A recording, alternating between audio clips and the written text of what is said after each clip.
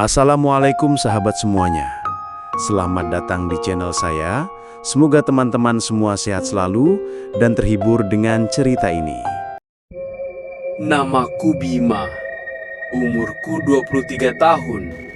Selama ini aku tinggal di Medan buat kuliah dan kerja part-time. Hidupku biasa aja, gak pernah ada yang aneh, gak pernah bersentuhan sama hal-hal mistis.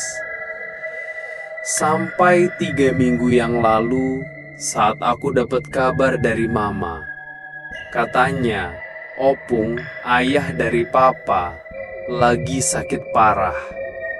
Mama nyuruh aku pulang ke kampung di pinggir Danau Toba, di daerah Balige. Opungmu pengen lihat kamu sebelum waktunya tiba, katanya pelan sambil nangis kecil lewat telepon. Aku langsung ngerasa bersalah. Udah 2 tahun aku gak pulang. Terakhir cuma 2 hari, pas tahun baru. Jadi, tanpa banyak mikir, aku naik bus malam dan langsung berangkat. Sepanjang perjalanan, aku gak bisa tidur. Entah kenapa, kali ini rasanya beda. Kayak ada sesuatu yang nempel di belakang punggungku. Di jendela bus, bayangan-bayangan aneh kayak ngikutin. Tapi aku coba cuek. Mungkin cuma capek, pikirku. Pas sampai di kampung, suasananya sunyi. Terlalu sunyi. Biasanya ramai. Anak-anak lari-larian, ibu-ibu ngobrol di depan rumah, suara ayam, suara anjing. Tapi kali ini sunyi. Kayak abis hujan, padahal langit cerah. Aku jalan bawa ransel, ngelewatin gang sempit menuju rumah Opung. Sepanjang jalan, orang-orang ngelihat aku. Tapi tatapan mereka beda. Kayak aku bukan siapa-siapa. Tapi mereka senyum. Bahkan Pak Julak yang biasanya jutek, nyapa duluan. "Udah balik ya Bima?" katanya dengan senyum kecil yang aneh. Aku angguk, walaupun hatiku gak enak. Rumah Opung masih sama, tua, dari kayu, catnya udah terkelupas. Ada bau khas, bau kayu basah dan udara dingin dari danau. Tapi sekarang terasa lebih gelap. Nggak ada suara TV, nggak ada suara orang. Cuman bunyi angin dari celah dinding rumah yang lapuk. Di dalam, aku lihat Opung baring. Kurus, mukanya tirus. Matanya cekung dan sayu. Tapi pas dia lihat aku,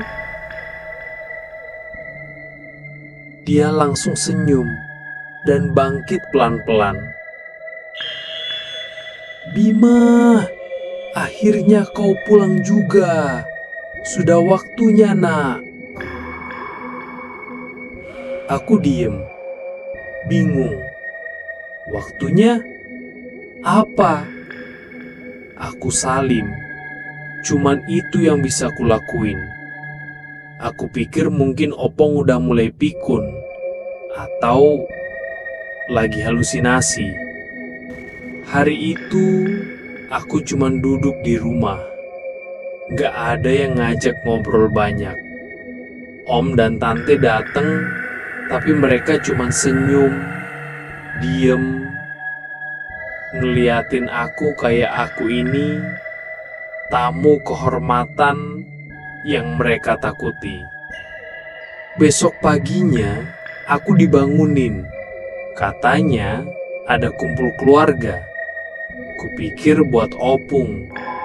Tapi waktu aku masuk ke ruang tengah,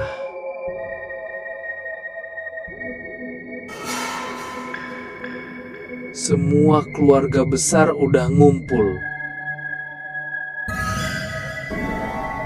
Duduk melingkar. Ruangannya hening. Mama duduk di sudut. Matanya sembab. Papa pucat. Om Jeffrey, yang biasanya banyak omong, cuma natap lantai.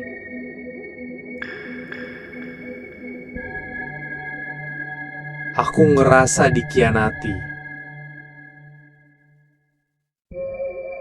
Ini janji lama, kata Opung. Janji antara keluarga kita dan penjaga danau. Penjaga danau? Danau Toba memang punya banyak cerita, tapi aku selalu nganggap itu dongeng. Cerita buat nangkutin anak kecil.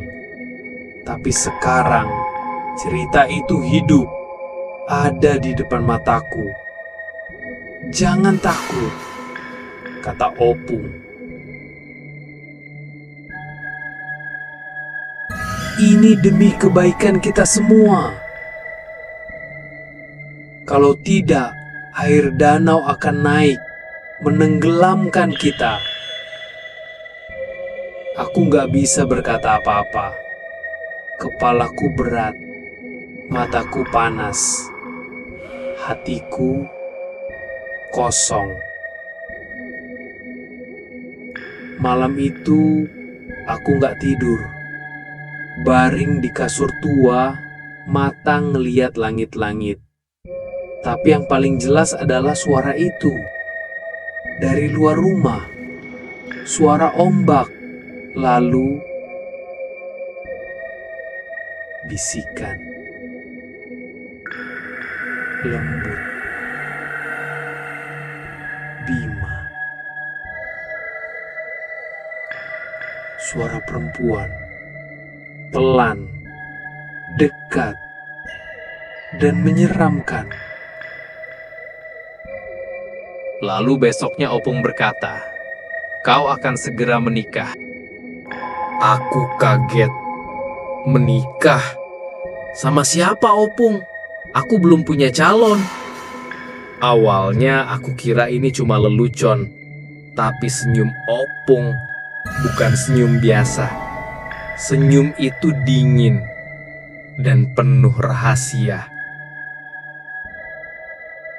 Lalu dia bilang, "Dia sudah menunggumu sejak kau lahir, Bima. Dari danau itu."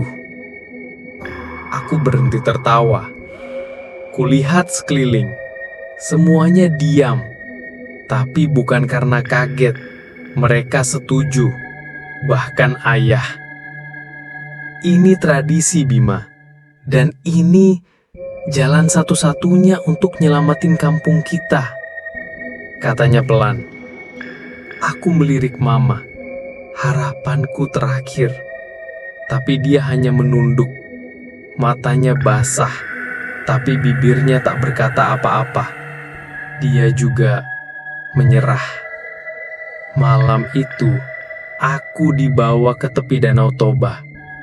Kami jalan dalam diam. Angin mati. Suara langkah seperti gema dari dunia lain. Di pinggir danau ada altar batu, tua, ditumbuhi lumut, dikelilingi lilin-lilin kecil yang menyala redup. Aku dipakaikan baju adat, lengkap.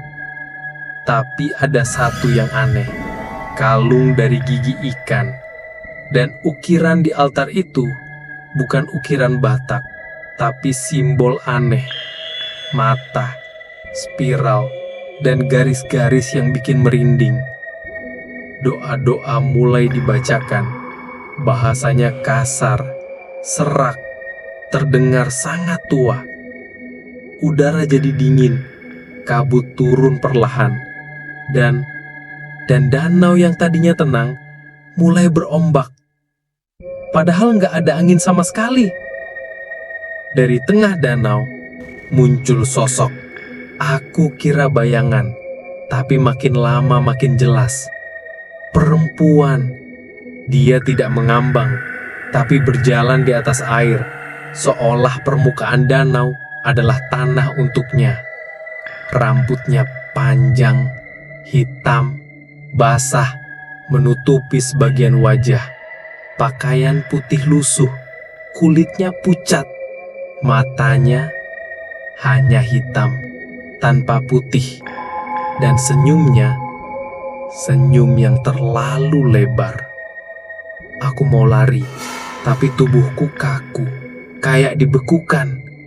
Dan lalu, suaranya masuk ke kepalaku, bukan ke telinga. Lembut, tapi menusuk. Akhirnya, kita bertemu, suamiku. Tanganku gemetar, nafasku pendek. Dia berdiri di depan altar, menyentuh pipiku dengan jari yang dingin. Sedingin danau di malam hari. Dari ujung jarinya, air menetes, lendir, dan amis. Semua orang hanya menunduk. Opung maju, suaranya lirih. Perjanjian sudah ditepati. Lelaki dari garis kami sudah menyerahkan dirinya. Makhluk itu mengangguk, lalu mencium punggung tanganku. Tubuhku menggigil hebat. Bisikan-bisikan mulai berdengung. Tangisan, jeritan, nama-nama, semua berkecamuk. Aku jatuh. Dunia gelap. Ketika sadar, aku sudah di kamar Opung. Badanku kuyup, tapi bukan keringat, melainkan air danau. Pakaian adatku masih melekat, dan di dadaku ada setangkai bunga melati segar. Tapi yang paling aneh, lantai dekat pintu masih basah. Ada jejak kaki kecil menuju ke jendela yang terbuka. Aku tanya Mama, tapi dia hanya berkata, "Kau sudah jadi bagian dari danau itu, Nak. Jangan lawan, terimalah demi kita semua." Sejak itu, dia datang tiap malam, kadang lewat mimpi, kadang muncul di cermin, bahkan pernah muncul dari kamar mandi. Air mengucur sendiri, lampu mati, tirai bergerak, dan dari baliknya dia muncul, diam, menatap, lalu senyum. Suaranya masuk lagi ke kepalaku. "Kau milikku, Bima. Tubuh dan jiwamu tak bisa kemana-mana lagi." Aku coba kabur, naik motor, pagi-pagi. Tapi ban motorku pecah 2 kali. Kabut turun mendadak. Aku terpaksa pulang. Malamnya, dia muncul, tapi tidak seperti sebelumnya. Dia marah. Air menetes dari langit-langit rumah. Bau busuk muncul dari entah mana. Cermin retak, dan bayangannya muncul di setiap sudut kamar. Tak ada suara, hanya tatapan. Tatapan yang jelas bilang, "Jangan coba-coba kabur lagi." Akhirnya, aku menyerah. Tapi aku tahu, ini belum selesai. Aku dengar suara-suara dari danau. Tangisan, teriakan, suara-suara lelaki lain. Mungkin mereka yang lebih dulu dikorbankan. Dan aku sekarang giliranku. Tadi malam dia bisikan sesuatu, kalimat yang bikin darahku beku. "Besok malam adikmu akan menyusul."